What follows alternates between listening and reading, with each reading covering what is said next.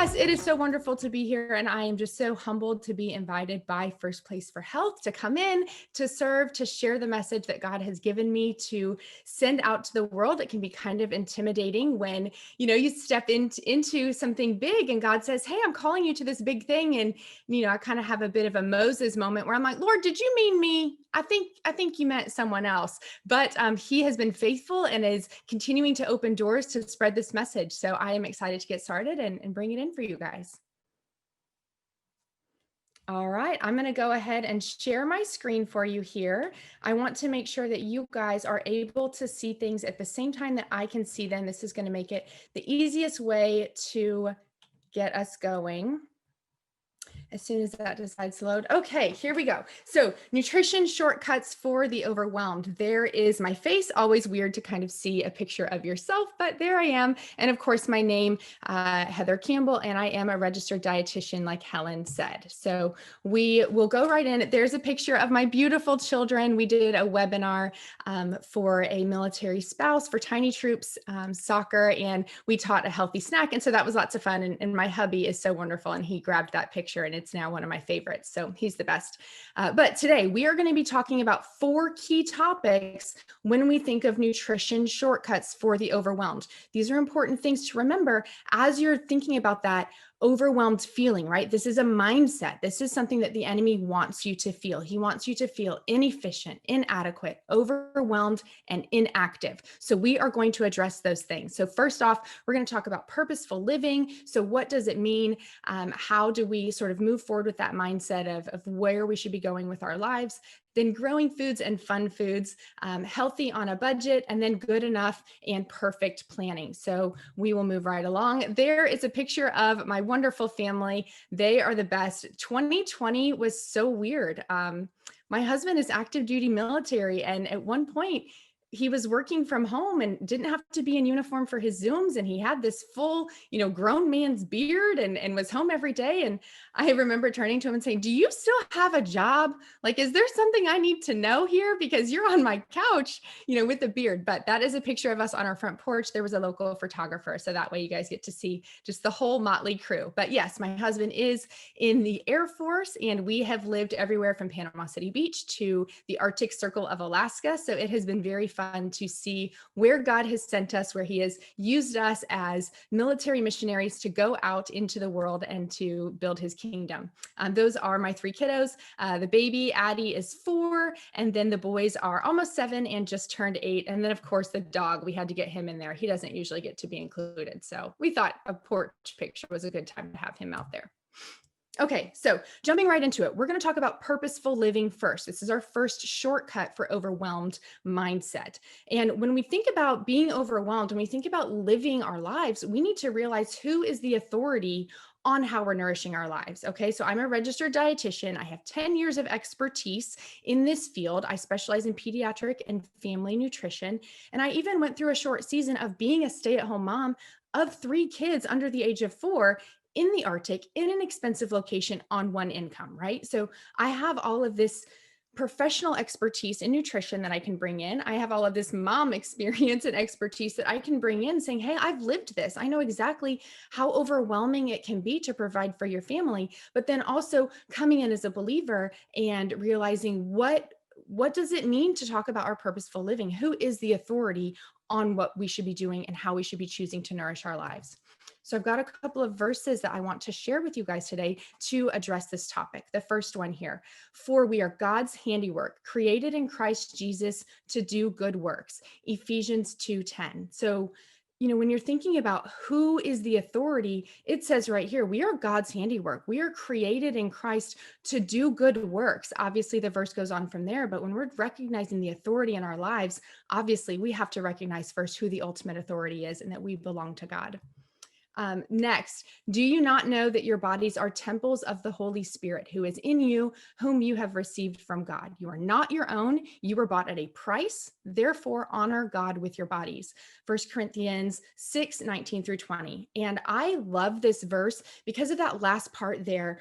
honor God with your bodies, when you realize that your body is a temple of the Holy Spirit, that it does not belong to you, that God has created you, that changes the way that you treat your body. I have a myriad of health problems in my family coming my way through those genetics, but also I had a heart surgery in October of 2018. So when I think about honoring God with my body and, keeping my body as a temple, I have to remember that I have to keep myself healthy. I have to keep my heart strong. I have to keep my muscles strong. And those are important things when you're thinking of how you're treating your body. So we have to be respectful, and not treat it like a garbage can. You treat it like a garbage can, it's going to feel like a garbage can. So we've got to honor God with the way that we're living our lives.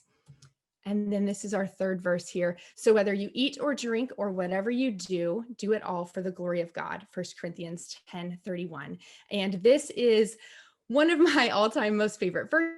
Is the verse that I named my private practice after, Glory Nutrition. And it's because I truly believe that we have been gifted creation, and that we've been gifted all that's in creation, from bacon to cupcakes to apples and salads and all of those things together. And that we should be enjoying our food. We should be enjoying what we're drinking. We should be enjoying our lives. We should be enjoying social settings, but also keeping in mind that our bodies are a temple for the Holy Spirit and that we belong to God. So when you bring all of that together, when you realize who really is the authority on who should be telling us how we should be eating, is it this social media influencer? Is it Pinterest? Oh Lord, don't even get me on that rabbit hole. But we get all of these things bombarded to us through the world. We know who's in charge of the world. We have the enemy working against us, telling us you need to be thinner, you need to be healthier, you need to do organic, you need to do all of these things. And we have to realize that God is the authority. He created us. We belong to him. We house him in our bodies as a temple, and that we should be glorifying him in everything that we're doing. So when you take all of that as a filter for the rest of the stuff we're going to talk about, that gives you a little bit of an idea of how we can talk ourselves and how we can treat ourselves when it comes to nutrition and coming up with some of these shortcuts for those overwhelmed times. Okay, so poll here. This is such a fun one. Does anyone ever find themselves trapped in comparison and overwhelmed with how to balance it all? I have a feeling of how this one will go, but I'm interested to see, how are you guys feeling? How do you deal with this comparison, with this trapped feeling that will never be enough, that will never do good enough? Tell me about it. Look at that, you guys. Okay, whoever never feels trapped in comparison, you need to come be my life coach. You need to just follow me around and speak into me every single day, because you very clearly have it much more together than I do. But look at this, 65% of us are often feeling trapped in that comparison, 11% always. You guys, that's 76%, more than 3/4 of us are trapped in this feeling of overwhelmed and in this comparison. Okay, so we have to talk about this. We have to address this. Clearly, the wrong side is winning that war on our mind. So we need to move forward. And so when we're talking about healthy eating, before we really get into what that means, I want to talk about terminology. So we use these terms, right? And we're kind of flip it with them and don't realize what they really mean. So we'll say healthy food or unhealthy food, and, good food and bad food. But then we also say clean, eating clean. And I guess that means if you're not doing that, then you're eating dirty. I'm not really sure, but the way that we talk about food as being healthy or good or clean, you have to realize the underlying unconscious message that we're sending to our brains, that if you're not doing the healthy, you're doing the unhealthy. If you're not doing the good, you're doing the bad. If you're not doing the clean, you're doing the dirty. So that matters, how we're talking about food and how we're thinking about food. And also, when we talk about good or bad, I really, this is a hill that I could die on the good or bad, but food has no moral value. Food does not have a soul. It has no moral value. So it therefore cannot determine our morality by being good or bad, or whether or not we're good or bad. So I'm definitely a huge no on the good or bad. But if we don't use these terms to describe what we're eating, what should we say? How do we describe these different foods? So next slide here is the way that I typically talk to people about food. So we have growing foods and fun foods. So our growing foods, these would be what we would consider, clean or healthy or good. But these are foods that promote balanced nutrition, muscle maintenance, and regular digestion. So when you think about feeling good, having good energy, feeling great in whatever sort of physical activity you're doing, having energy for your family, not getting sort of that traveler's belly that sometimes we get, when we kind of get off track and eat a lot of junk, growing foods are going to be all of those foods that are making us feel really good. Now, fun foods obviously are fun and they're my favorite, but these are for fun occasions in reasonable amounts. And these are the foods that I say feed our soul. And you can't only eat fun foods, right? If you just eat nachos and cake and bacon and beer or whatever, you're not going to feel very good. You're going to feel really sluggish. You're not going to have energy. You're going to have all kinds of tummy issues. So we can't only do fun foods, but we also don't only want to do growing foods, these foods that, nourish our bodies and it can help us stay healthy and feel really good. We also have to have those fun foods in, because those are things like birthday cake with your kids or, your grandchildren, if you've got grandchildren. These are things like dinners out with your girlfriends or whatever the case may be. So when you're thinking about how you're nourishing your body, I challenge you to change the way that you're talking about food. Stop saying good and bad or healthy and unhealthy or clean or dirty, but start thinking about eating these growing foods and eating these fun foods. And the great thing is, if you have little ones in your life that you're influencing, those growing foods, it changes the way that they receive the message about food. When you say, well, we've got to have our growing foods, so that our muscles and our bones stay strong, it changes everything in their mindset. And my kids asked me recently, well, mommy, why do you need growing foods? You're not growing anymore. And so then, I told them, well, I need growing foods to help keep my bones and muscles strong. Now that I'm strong, I have to keep them strong. So think of that in your mind. And when you change that mindset from these things I can't have, or these things that are just a no-go, or off limits for me, but you start thinking about these are fun foods that I can have in fun occasions, but I also need to have this really good balance of these growing foods that really allows some of that mental freedom and helps lift some of that weight of that overwhelmed feeling, right? So when we realize who the authority is in our bodies, and then we start changing the way that we're talking about food, that starts changing some of that overwhelmed feeling. So, all right, here we go. Another poll. This is a fun one. How many of you think that eating healthier is too expensive to keep up with? As I said, we have lived all over, and we went through a season where I was a stay-at-home mom of 3 under 4 in Alaska. And, the cheap eggs are $6 a dozen, and peaches on sale were $4.99 a pound. And it was a very expensive location to live. And when I was there, I was able to bring in this expertise that I had, to bring in all of this knowledge I had about budgeting, about shortcuts, all of these things, and still make healthy decisions for my family, even with having 3 little ones. And I realized the more that I plugged in with my local spouses, the more that I plugged in with the MOPS ministry, the mothers of preschoolers, the more that I plugged in into this local community that I had previously been out of, right? I had been working. I wasn't here with all of these stay-at-home parents. And the more that I got to know this community, I realized that there are so many of these men and women who are overwhelmed, who are exhausted, and didn't know what to do. So, all right, let's see. Do we have those poll resort? Here we go.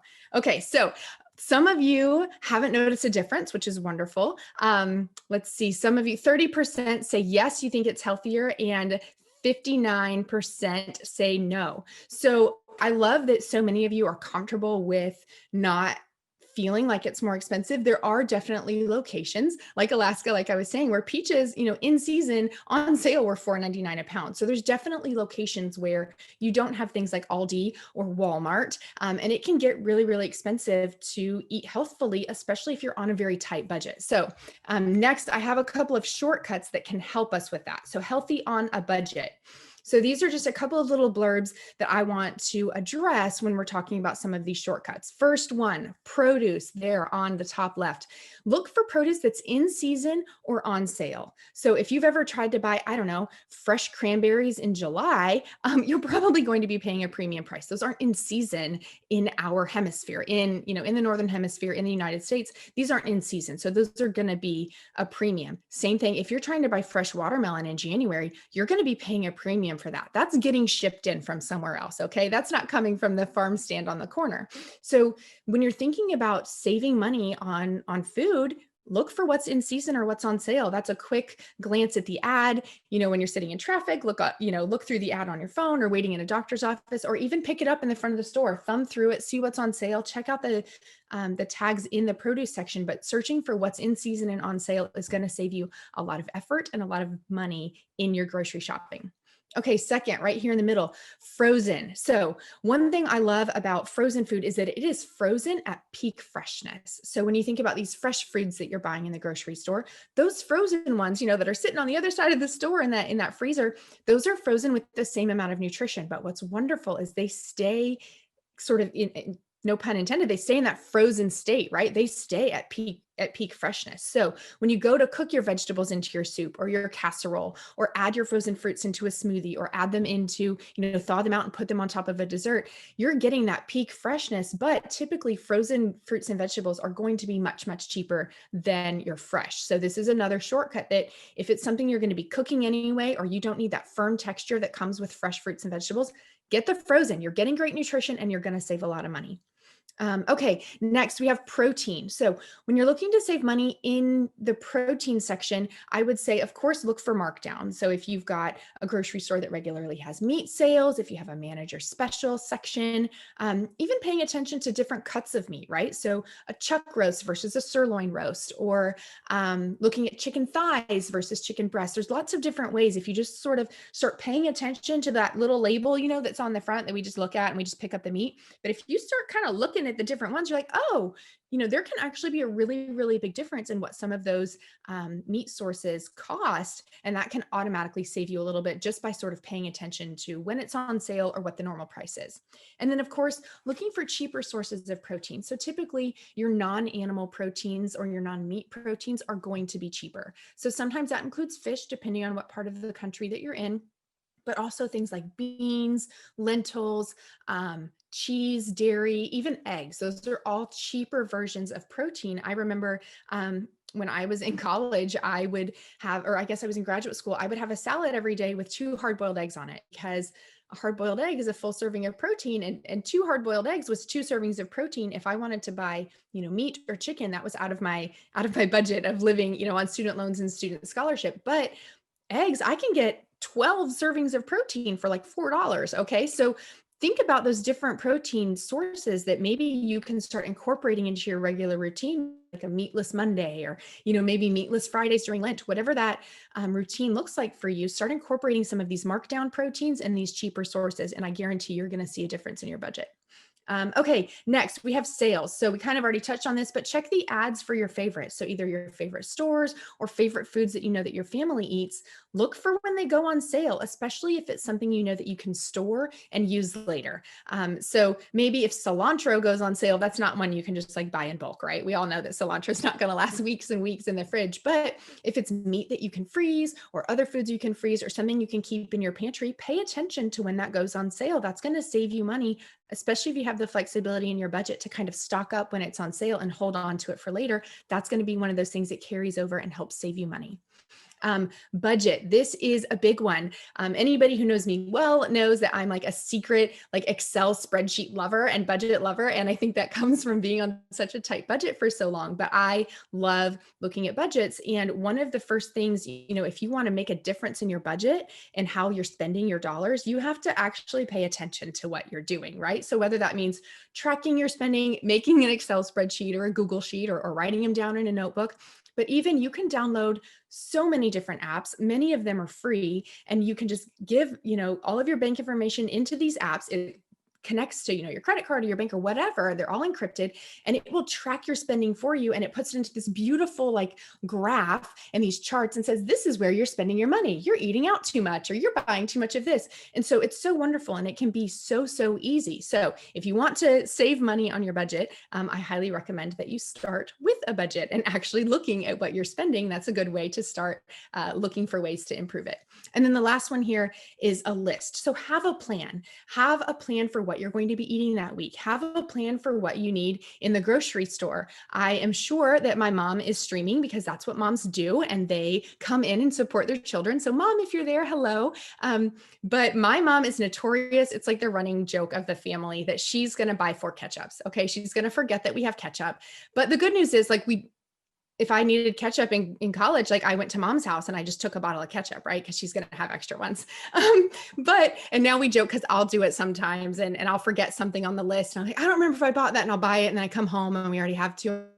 Gosh. And so it's just this running joke. But one of the ways to prevent that is by making a list, by knowing what's in your pantry, by knowing what you're going to be eating that week. That allows you to go into the grocery store for specific items, not get caught meandering through the aisles. And that's ultimately going to keep you from putting things in your buggy that maybe you shouldn't have been buying or didn't go there for, which happens to me a lot, especially when I take my children to the store. Somehow we get out of the store with things in the buggy that I did not plan on us buying. But and sometimes with my husband too, he puts things in there that I was not aware of until I'm checking out. So, all right, addressing the overwhelm. So I want to talk about good enough versus perfect planning. We've kind of talked about who that authority is on how we should be eating, how we should be talking about food and sort of changing our mindset on food, and some of those shortcuts for the budget, which can get really overwhelming, especially when you're trying to eat healthfully. But then let's talk about addressing the overwhelm. So I've got our last poll here. Do you ever feel defeated in your pursuit of health and decide to just give up completely? And this could be in your weight loss journey, in your eating healthy journey, in your financial health, right? Like maybe in your budgeting journey, in your exercise journey, whatever that looks like. But do you ever just have that feeling of just overwhelm and being defeated? Yes, you guys. Like, okay, first of all, let's talk a little bit about mindset, right? About that overwhelmed feeling. One of the things that the enemy likes to do is isolate you and make you feel that you are ineffective, that you are inadequate, that you're not doing enough, and that you are the only one who is failing at this or feeling this way. But look at this poll. You guys, there's only 2% of us who feel like they're never they're never feeling this giving up feeling. The rest of us all feel, at least at some point, like we should just give up, not hitting our goals. And so I want you to be encouraged and know that one, that feeling is from the enemy. When he keeps you from reaching your goals, when he keeps you from realizing the blessings that God has given you, that keeps you from giving glory to God in all of these amazing things, right? So recognize that feeling of defeat is not you. It's not a willpower thing. That is from the enemy trying to isolate you and keep you inactive. So be aware of that. But I want to talk about, we kind of talked about having a list for your groceries. Let's talk about perfect planning. So I see this so many times where people come to me and they're trying to lose weight or they're trying to eat healthier and they have this plan, right? I spoke with somebody recently who was going to exercise this amount of time and they were going to cut out all of these foods and they were going to start drinking tons of water and they were going to, do all of these things. And she rattled off like 4 or 5 things. I was like, whoa, hang on. Let's pump the brakes. Let's focus on one thing that we can be really successful with, get that under our belt and move forward.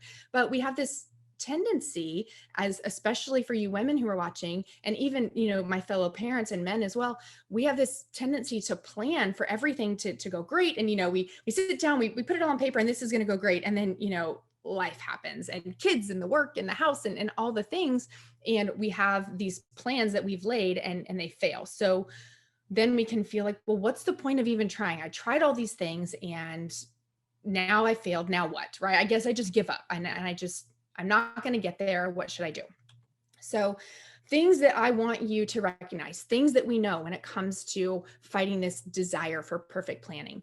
We've already talked about this, but the enemy wants you to feel defeated and isolated and inactive. That's what he loves. That's when he's winning, right? So when you are trying to improve things in your life, and you're trying to be a good steward of your resources, of your health, of your finances, and you're feeling really defeated, he loves it when you give up, okay? So just be aware of that. Also, we already know that we are never going to be perfect. We know that all of us have sinned. We know that that's why we needed a savior, was to cover us, because we will never earn our way. We're never going to be perfect. But I find that we also have this tendency to think in our minds about perfection. And we know in our behavior that we're not going to be perfect, right? We teach Sunday school class to the kids that they need a savior, but then we have these things, whether it's our finances or our food or our houses or whatever, fill in the blank, that, well, I've got to do that perfectly. Why? Nobody is expecting perfection from you. That's already been covered. You are the only one who's expecting this to go perfectly. And I wish that I had a mirror like set up behind my computer so that I could just say this to myself, that I am the only one who's expecting all of this perfection. Nobody else is expecting that. So keep that in mind when you're making your plans, when you're reaching for these goals and they don't go as you planned. You're the only one expecting it to go perfectly. It's okay. You can plan for those backups. You can allow for some slip and slide. The important thing is that we don't revert to that first bullet there, right? Where the enemy wants you to be, where you're defeated and isolated and inactive. That's not what we're going to do. We are going to continue to move forward. We're going to continue to recognize our need for the Holy Spirit to direct our steps and to lead our path. And we're going to move forward and give glory to God in all of those things, in those resources, in those foods, in that ability to be active. All of that we are going to move forward with. And then this last one here, a focus on gratitude will change your attitude. So when you start thinking about things of, wow, I'm so thankful that I can get up and move. For those of you who know me personally, my college roommate, one of my college roommates, died when I was in graduate school. She had cystic fibrosis. She had her second lung transplant, and she passed away with post-surgery complications on Easter morning, which, what a day to go to heaven, first of all. Like, she got to go to heaven on Easter. So her Easter went much better than mine, of course. But when I think about these times that I don't feel like exercising and I don't want to do it, and my lungs are burning and my body wants to give out and my mind is telling me just to give up, I remember that if Anna were here, she would be cheering me on and she would be pushing. And that changes the way that I think about this ability to move my body and to be healthy. Like I said, I had heart surgery a couple of years ago. So when I recognize that my heart is healthy and that I can exercise, that changes how I approach it. I start thanking God for this ability to have these healthy lungs, to have this strong body, to have this amazing, strong heart. And that changes the way that you approach your exercise. Does it have to be perfect? Do I have to be model thin? No, you guys, I had 3 kids. Okay. Like, that is not going to happen. But recognizing the importance of honoring God with my health, of honoring him with my resources, changes all of that. And even with food, if you have the ability and the finances and the availability to buy a variety of different foods, that's a blessing. And if you've never been on a mission trip or been to another country, you might not realize it. But the fact that we can walk into a number of grocery stores in our towns and all of them are full of food that we can afford, like, that is amazing. And so when you change your attitude to being grateful and to honoring God with your resources, that changes everything about how you're going to approach even those small hiccups that come up, because we're recognizing that we're giving glory to God and that we are thankful for the ways that he is moving our story forward. So I have just a couple of closing things to share with you guys here. A few more verses.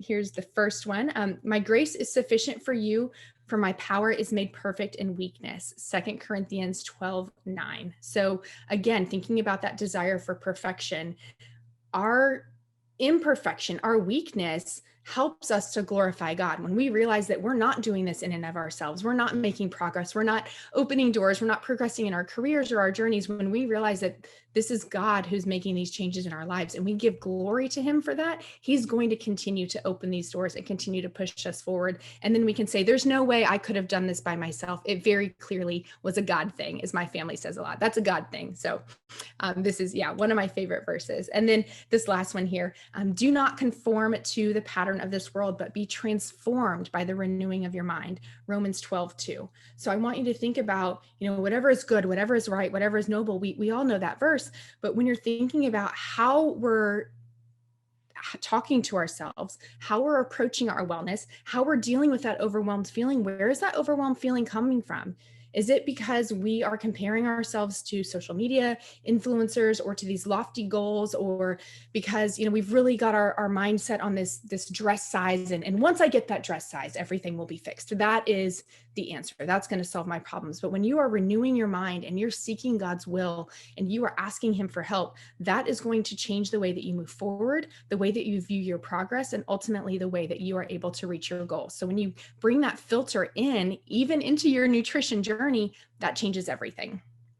And then here we go. So next steps moving forward, if you're thinking, all of this sort of together from this webinar tonight of nutrition shortcuts for the overwhelmed, these are the things that I want you to take forward. First of all, recognizing who the authority is to speak into your life, to determine what is wellness, whether or not you're being a good steward of your body.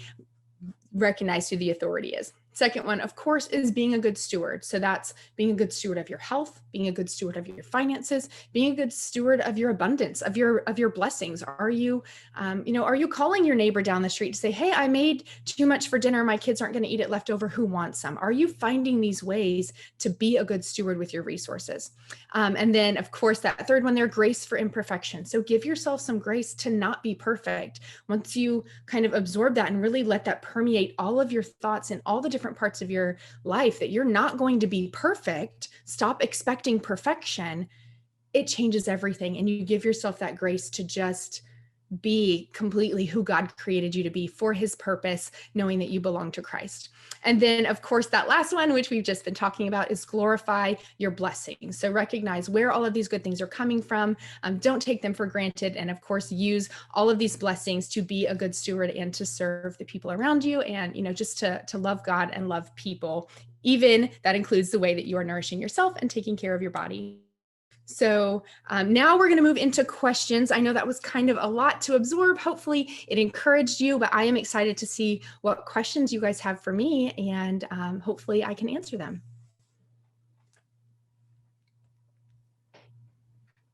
Yes. Hey, Heather, can you stop sharing so people can just see you?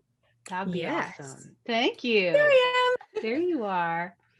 All right, guys, you can use the Q&A, the question and answer that is on your thing. We do have a few questions.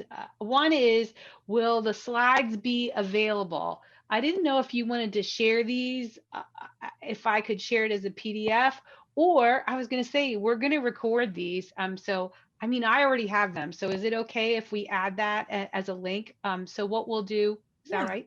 All right. Yeah. We'll send, I think you've already got the PDF, but we'll make sure that that PDF is linked in so that if anybody, wants to print them or have them, that those will be available. Yes, I have the PDF, and we can save it like in a Dropbox or something, and then just make it available for people to be able to see it. So thank you guys for wanting it. Great stuff, Heather. So we also have you ever used a meal plan app like emails? Have you heard about emails or email plan? That's one of our questions.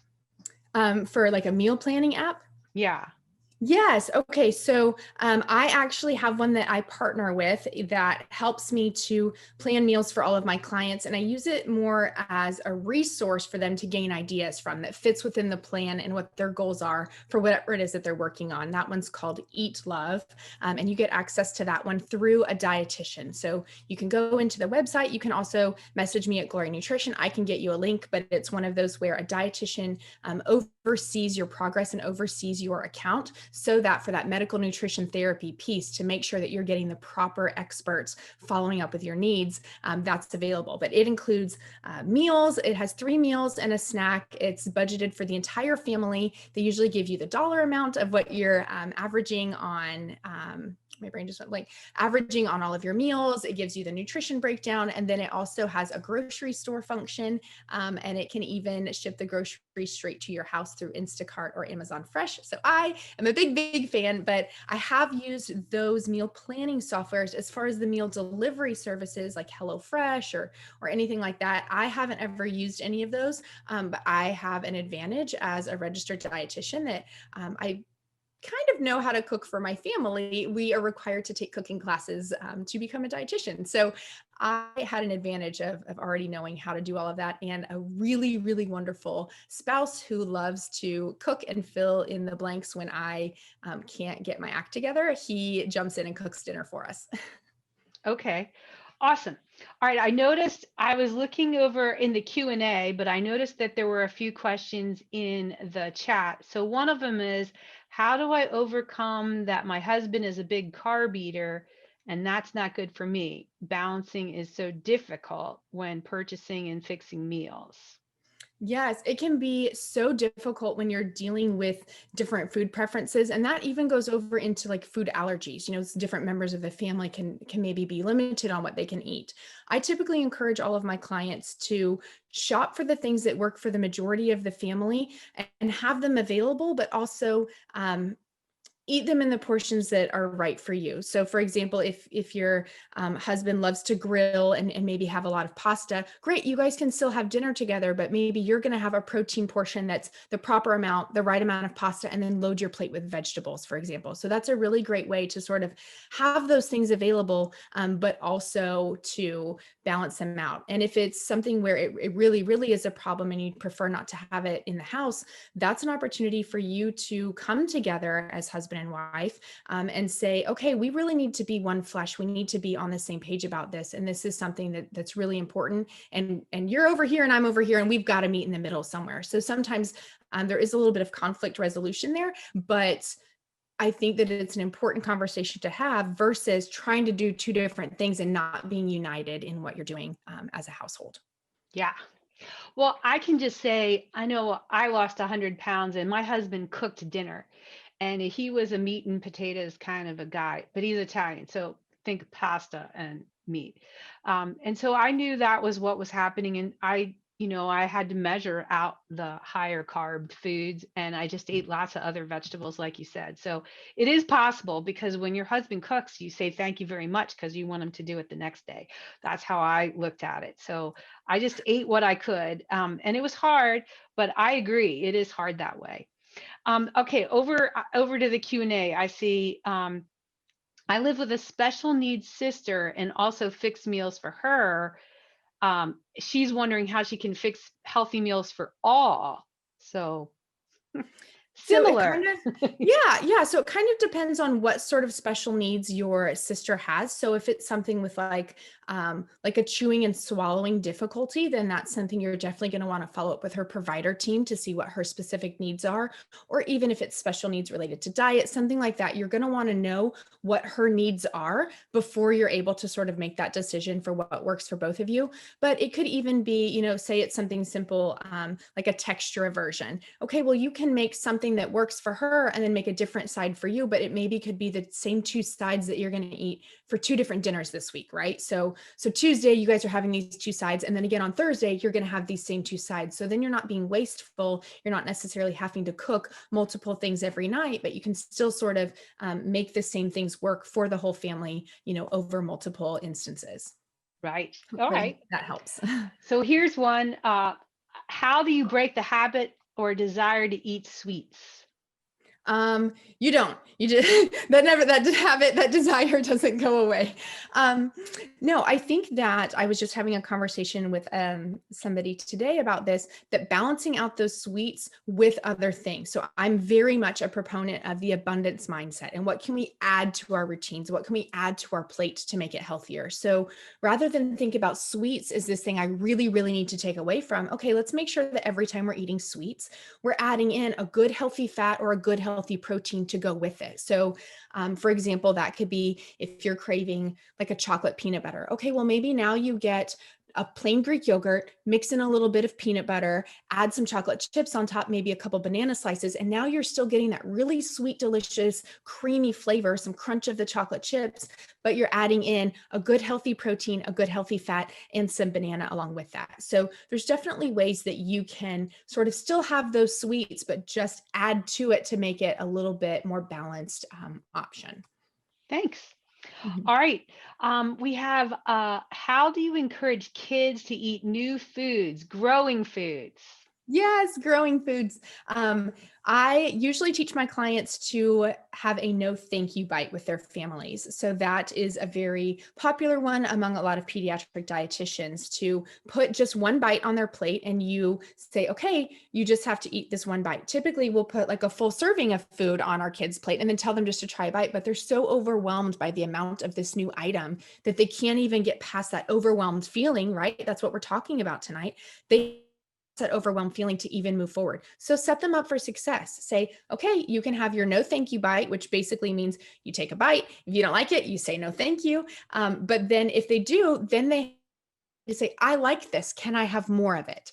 And we don't allow seconds in our family until all of our firsts are done, which means if I have something I know my kids aren't going to like, I give them their no thank you bite. And then I bribe them with like shells and cheese. And when they want more of their shells and cheese, they have to eat, this vegetable or something. Granted, my kids are very, very little. So that's something that I'm able to use and say, well, you can have more mac and cheese after you eat this vegetable. But that's been the routine that we've had in our family from the beginning, is that no thank you bite. And it's gone very well. And my kids will often, tonight for our soup, they said, Mommy, can I just take a no thank you bite and be excused? And I was like, yep, see ya, bye. And it's fine. Okay. Well, we have a lot of questions. So here's one that says, you mentioned that oh, no, I'll handle the recording. This is a guy. I am a man, 6'1", and eat 2,400 calories. I'll tell you, I'm jealous. How low is too low, calorie wise? And that's such a great question. It is a great question. And it really depends on so many factors, even at that height. Like, for example, how much you weigh. If you're 6'1" and you weigh 195, it's completely different than if you're 6'1" and you weigh 295, because of that maintenance of that body mass, right? We want to make sure that we're not losing muscle, because if we lose weight too quickly, we lose muscle, which includes heart muscle. You don't only lose it, in thighs and glutes, right? Like you lose it in your heart. And so that's something we want to be really protective against. So, that kind of determines what that calorie number should be, and also your level of activity. Again, if you're sitting at a computer all day versus, what's it my grandmother used to say, like digging ditches, those things are different calorically. But I would say 2,400 calories is probably a really, really safe number to be in, as far as maintenance, as far as keeping up your energy and making sure that you're not dipping too low. Any of us who are listening, especially my parents, will understand. Parents of little ones, you get so busy with other things and you forget to eat until it's like 2 p.m. and you're just so exhausted and your brain is foggy, and it's because your body's sending you signals that it's too little, right? Your gas tank is empty. You need some fuel. So I think 2,400 is fine, but again, it depends on where you're starting, what your goals are, what your activity is. So it's kind of a hard question to answer specifically. Okay. Here's one that says, what is a good starting place for someone who is a beginner? I am coming off of a college student diet, pizza, fast food, etc., and didn't grow up with parents that cooked at home. I want to begin with good habits, and I don't know where to start. Yes. So I think a really great place to start is to go to choosemyplate.gov. That is the U.S. Department of Agriculture's public, recommendation of how to eat. It used to be, when I was a kid, it was like the pyramid, and it was like pieces of a pyramid, and then it was like slices, and it just wasn't a great visual. Well, now they've reformed it into a plate, and it's essentially half of your plate is fruits and vegetables at every meal, breakfast, lunch, snacks, dinner, doesn't matter. Half of it is always fruits and vegetables, and half is shared between your protein and your grain. So that's going to be a really great place to start. Again, in that abundance mindset of what can I add to my plate to make it healthier? Not what do I need to limit? What do I need to take away? But what can I be adding to make sure that I'm getting all of those growing foods, that I'm having that good, healthy balance to have enough energy for, as it sounds, you're coming off of a college student diet. So entering the career force. So you got to be on your game. You got to be at work. So make sure that you're keeping up that energy, that you're taking care of your body so that you can fuel your mind and be successful in whatever it is that you're working on. Great. And guys, we have a lot of questions, and I don't think that we'll get to all of them, but I will make sure that we answer them all either in email afterwards. But I just wanted to FYI, guys, we have a lot of questions. So one is, what is your go-to snack? Ooh, cereal. Cereal. It's a joke, but my mom always ate cereal. My grandmother apparently always ate cereal. And I love a good high fiber sweetened cereal. So like frosted shredded wheat is usually my go-to, or a Raisin Bran or something, but something nice and sweet with lots of fiber. And when I was in college and had no money, cereal was very, very affordable and could feed me many, many meals. So that is my go-to, is cereal. All right. I like shredded wheat, but not sweetened. So I join you in a healthy snack with a little milk. Protein and grain, and I put blueberries on it. So Oh, there's where my yeah. sweetness. Yeah. Okay. So next up is I'm having trouble keeping my fats to 36 grams a day. What can I do than just use less? Or are there any non-fake substitutions you can recommend? Well, I think the first thing to look at would be why that's the number that you're trying to keep it to. And that would be a really great conversation. You can find me on social media. You can find me through Glory Nutrition and follow up with me specifically because there might be other ways that we can be flexible with that number. And especially depending on the type of fat that you're eating, outside of using, something false or just using less, there's not really a way you can have less fat other than having less fat. But if you're partnering it with something like a whole grain and fiber works as a Brillo pad in your gut, and it goes through and it cleans out all the dead cells and, all the crap, literally cleans the crap out. But it pulls that all into your gut, and it also pulls fat out of your bloodstream. So there might be a way, depending on how you're eating, that we could pair it with more fiber and still give you all of that benefit of flavor, while also bringing in a healthy balance. So definitely reach out to me. I would love to follow up individually and give you more insight. Thanks. All right, next question. Calling foods growing or fun cause the same issues for me. Are potatoes and pasta considered fun or growing foods?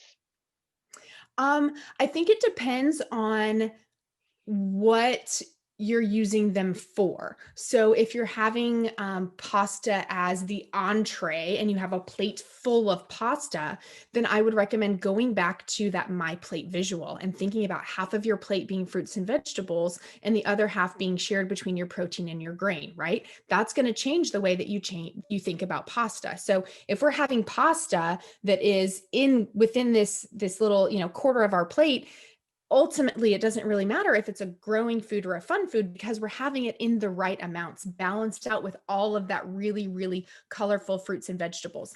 As far as, if you're having them as tater tots or hash browns, for the potatoes, tater tots or hash browns, something like that, that's one. I would definitely consider that more of a fun food. But if it's something like a baked potato with maybe chili on top or, barbecue pulled pork on top and maybe a little bit of cheddar cheese, that's a whole nother thing. Now it's a growing food. So I know that's not a very clear answer, but it depends on how you're eating it and how you're portioning it out, but it could definitely fit in both categories.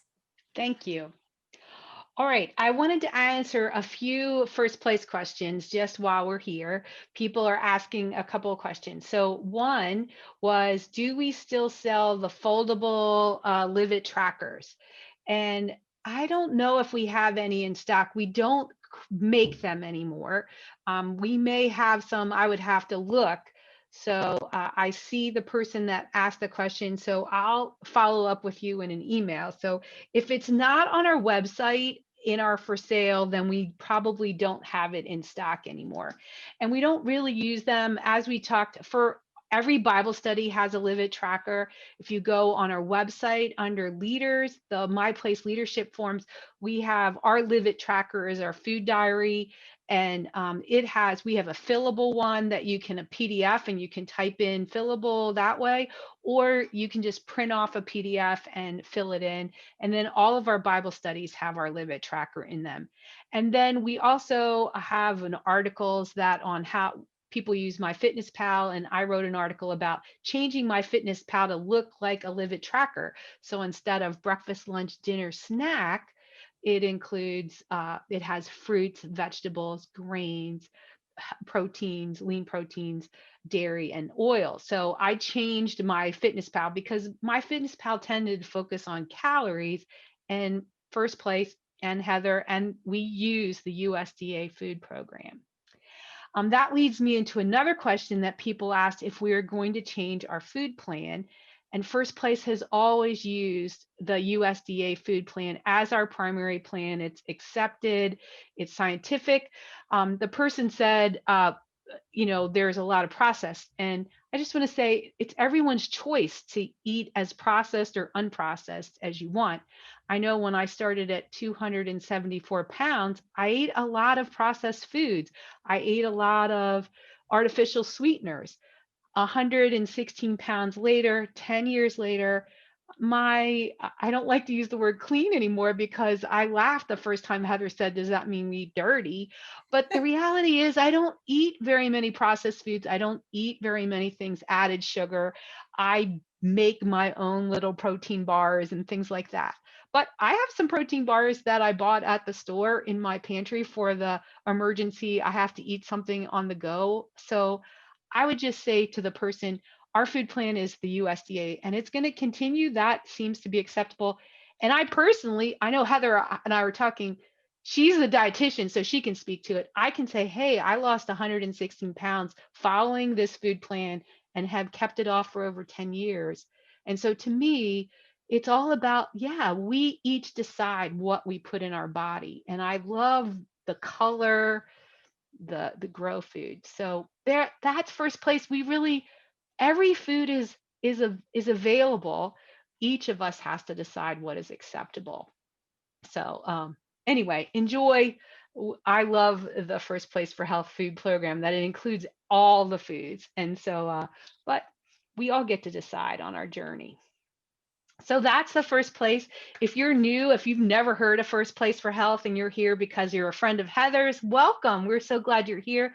First Place is a Christian weight loss program. Our name called First Place comes from the Bible verse, Matthew 6:33, but seek first his kingdom and his righteousness, and all these things will be given to you as well.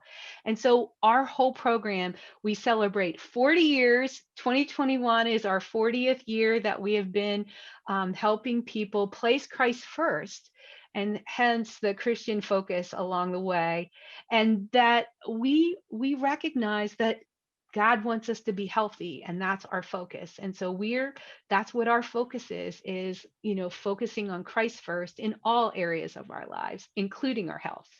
So welcome. You can check us out at firstplaceforhealth.com and find out more about us. And we're glad to help anybody that wants to be healthy and be balanced and get on the right track. So back to more food questions because we still have 5 more minutes. Why not? Let's pick Heather's brain. What do you think? Yeah, I'm in. That's why I'm here. This is the fun part. Yeah. So this one says, I really don't like to cook and work full time. Any ideas to change that? So a mind question. To change your love of cooking, I think you have to approach what you think of as cooking. So you can be preparing meals that are very, very simple and easy that aren't necessarily requiring a bunch of prep. I was talking to a client today about making salads, and you can make these delicious salads with all of these vegetables, and they're amazing, right? But she's a mom of little ones like I am. I said, girlfriend, buy you a bag salad, right? And so she now has moved into buying a bagged salad, using half of the amount, those small bag salads. She uses half of that, treats it as an entree. She only uses, a portion of the dressing that's in there, and she puts rotisserie chicken over the top.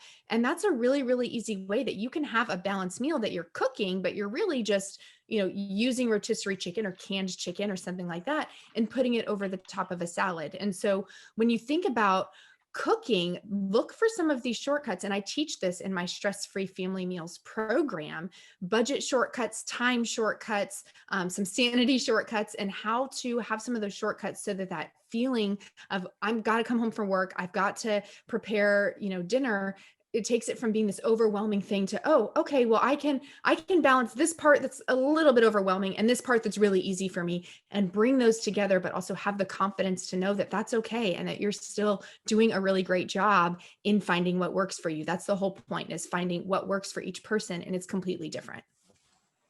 Cool. And before we end, how do we get in touch with you?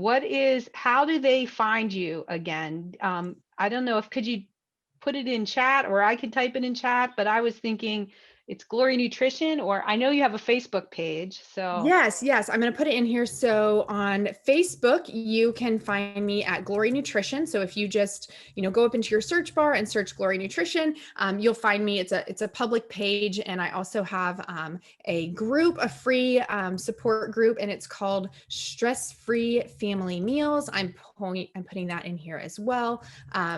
And this is the free Facebook group. I go in there weekly with recipes, with different tips, different shortcuts. And that is just a whole community for building encouragement and coming in with different ideas for these things like, hey, I don't love to cook. What should I do for cooking dinner? Hey, here's this thing that worked for me. And then also on Instagram, it is glory.nutrition. So make sure that you have the dot in there. Otherwise, you are going to get a teenage boy in Germany. So glory.nutrition on Instagram is where you can find me. Okay, thank you. All right, I have a widow, and she just says it's really hard to cook for her, just her. Yes. Any suggestions? Yes. So I experienced cooking for one when I was in graduate school. I didn't get married until after graduate school. I didn't have a roommate. So I understand that shift of being around multiple people and then now having to cook for one. Especially you as a widow, you've had this whole routine that was cooking for more than one person. I would say looking for some of those shortcuts in how you're preparing your meals, like maybe getting a pound of hamburger and portioning it out to 4-ounce portions and throwing it, in a Ziploc baggie, 4 ounces at a time into your freezer. And now you're just thawing out the meat that you need. You're no longer cooking up a full pound of ground beef. You're cooking up just your portion. Also, if you have some favorite casseroles or anything like that you love to make, well, is it something that we can put in those little foil containers, maybe split the recipe in half, put half of it in the freezer, bake it later, cook some of it now so that you're not eating lasagna, by yourself for the next 14 meals. But just finding some of those ways that, okay, well, here's a recipe that I can make less of, or here's one that I know freezes well. And then also those favorite meals that you have that do feed a lot and don't keep well, save those for when friends and family are coming or when you're getting together with people. Even now with COVID and with social distancing, we've had multiple, we call them driveway picnics, where our across the street neighbors sit in their driveway and we sit in ours, and we've kind of shared food back between us. But we still can find opportunities to share food, to share community, and ultimately, share those big recipes. So hopefully that helps. You sort of just start brainstorming what can you do smaller and that kind of thing. Thank you. Yes. Well, guys, we are at our hour, and so our webinar is coming to a close. But we have quite a few people that are expressing thank you. One specific message was thank you for sharing about how food has no moral value. From an emotional eater, she said that was profound. And then we have lots of people that just say thank you for the message. Thank you for glory, giving God the glory in your business. And Heather, I'm sure we haven't heard the last of you. We're so glad to have you. We are just paired so well together with First Place. We're very thankful for you. It's been so wonderful to connect with you guys and to be able to come in and support the ministry that you guys have.